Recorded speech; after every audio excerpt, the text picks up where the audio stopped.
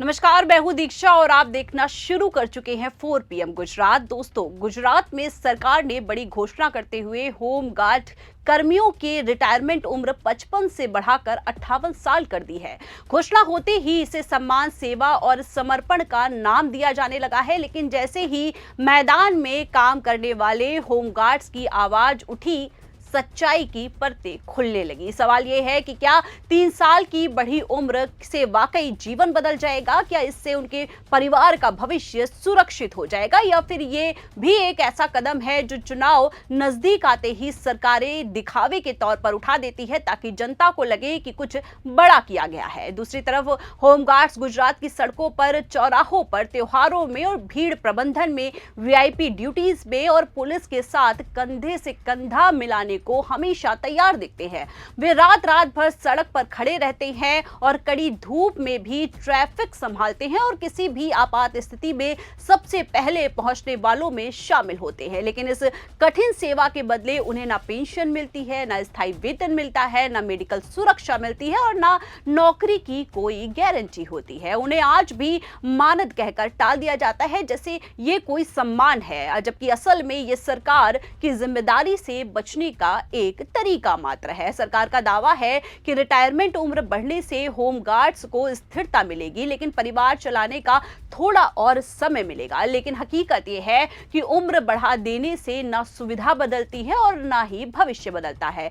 जब पेंशन नहीं है, बीमा नहीं है, स्थायी नौकरी नहीं है, तो 3 साल और काम करने से आखिर क्या बदल जाना है? होमगार्ड का जीवन आज भी असुरक्षा में ही गुजर रहा है। सरकार की नीतियों के कारण नौकरी कभी भी रुक सकती है, ड्यूटी कभी भी कट सकती है, भुगतान कभी भी अटक सकता है। ऐसे में ये कदम सिर्फ ऊपरी चमक है, अंदर कहीं भी कोई ठोस सुधार नहीं है।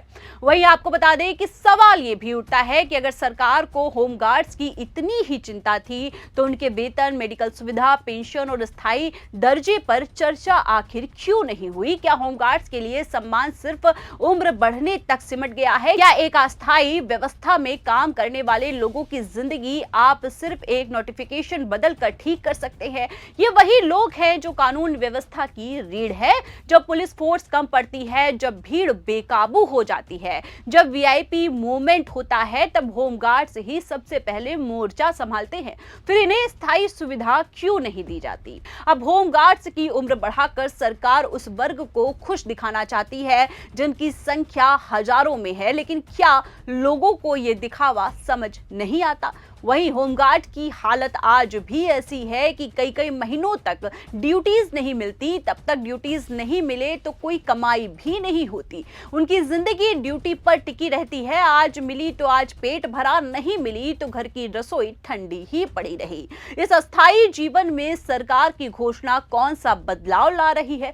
सिर्फ 3 साल और काम करने का मौका, वो भी बिना किसी सुरक्षा के। अगर सरकार सच में सुधार करती है तो होमगार्ड्स को स्थायी कर्मचारी घोषित करती, लेकिन उन्हें मेडिकल सुविधा, पेंशन और नौकरी की गारंटी देती। अगर सम्मान देना ही था तो वेतन संरचना को ही बदल देती, लेकिन ऐसा कुछ नहीं हुआ। इसलिए ये कदम सम्मान कम और चुनावी स्टंट ज्यादा लगता है। भाई, आपको बता दें कि गुजरात सरकार में वर्षों से यही समस्या रही है। घोषणाएं बहुत होती हैं, लेकिन असल सुधार गायब रहता है। चाहे शिक्षा हो, स्वास्थ्य हो, महिला सुरक्षा हो या रोजगार की बड़ी बड़ी बातें।